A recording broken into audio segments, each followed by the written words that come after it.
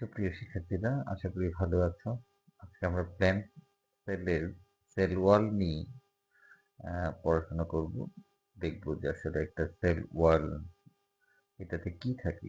তোমরা অলরেডি জানো যে কোষ প্রাচীর বা সেল ওয়াল একটু মৃত জড় বস্তুগুলো দিয়ে তৈরি থাকে।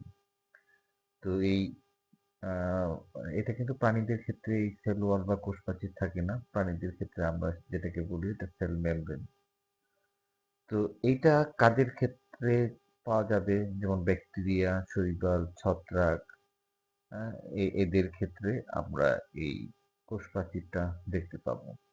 তো আমরা যদি একটা কোষ প্রাচীরের মধ্যে রাসায়নিক গঠনটা, কেমিক্যাল কম্পোজিশনটা দেখি আসলে কি থাকে, সেখানে cellulose, hemicellulose, lignin, pectin, suberin এই জিনিসগুলো থাকে। আর যদি আমরা স্তর বা লেয়ার খেয়াল করি, যে দেখো এখানে দুইটা লেয়ার দেখানো হচ্ছে, একটা প্রাইমারি আর একটা সেকেন্ডারি সেল ওয়াল।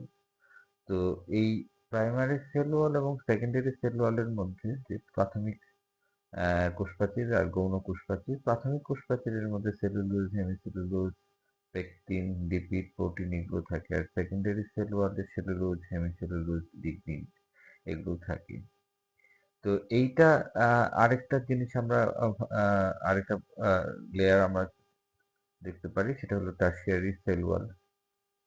তো এই জিনিসগুলোতে যদি আমরা আবার খেয়াল করি যে সেটা এই লেয়ারগুলোর মধ্যে মিডিল ল্যামেলি বলে একটা অংশ আছে।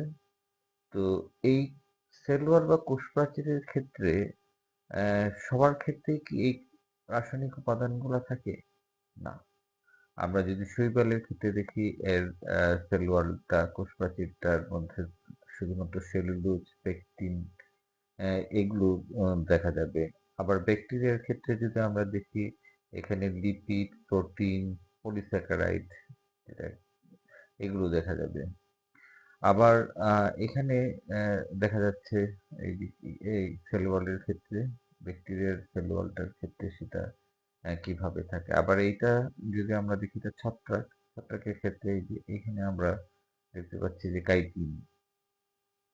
তো ডায়াটমের ক্ষেত্রেও এরকম একটা প্রতিষ্ঠার ডায়াটম, সেক্ষেত্রে আসলে অন্যরকম।